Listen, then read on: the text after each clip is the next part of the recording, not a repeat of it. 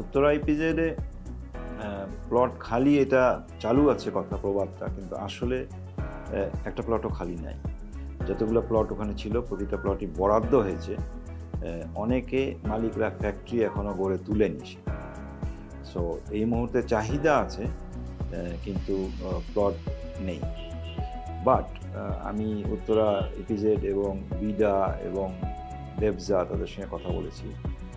ওখানে ইপিজেডের ঠিক পিছনে আরও ৬০০ একর জমি অ্যাকোয়ারের একটা প্রক্রিয়া চলছে। সেটা আমি স্থানীয় প্রশাসনের সঙ্গেও কথা বলেছি, বিডার সঙ্গে কথা বলেছি। এই প্রক্রিয়াটা শুরু হবে এবং শুরু হলে আমরা উত্তরা ইপিজেডকে আরও সম্প্রসারণ করতে পারবো বলে আশা করি। আর গ্যাস লাইনের ব্যাপারে আমার মনে হয় বগুড়া থেকে গ্যাস লাইন আনা এই মুহূর্তে বাস্তবভাবে সম্ভব না। বিকজ আমাদের দেশের সমগ্র দেশের যে চাহিদা আমাদের গ্যাসের দিয়ে সেটা ফুলফিল করতে পারে না, যার জন্য আমাদের এখন এলএনজি ইম্পোর্ট করতে হয় এবং এই এলএনজি দিয়ে আমাদের বিদ্যুৎ যে উৎপাদন সেগুলা পরিচালনা করতে হয়। সো গ্যাস লাইন টেনে ওখানে মনে হয় না এখন ফিজিবল হবে।